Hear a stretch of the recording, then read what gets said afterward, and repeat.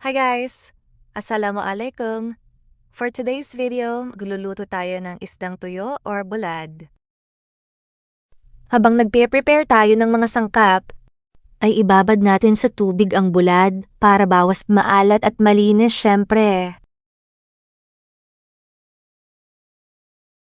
Pagkatapos ay maghiwa na tayo ng sibuyas, bawang at kamatis.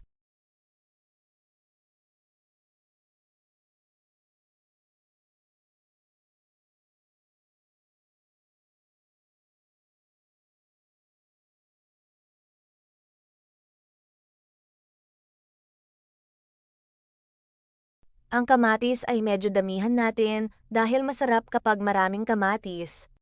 After natin mahugasan ng bulad ay iprito natin bago natin igisa, okay?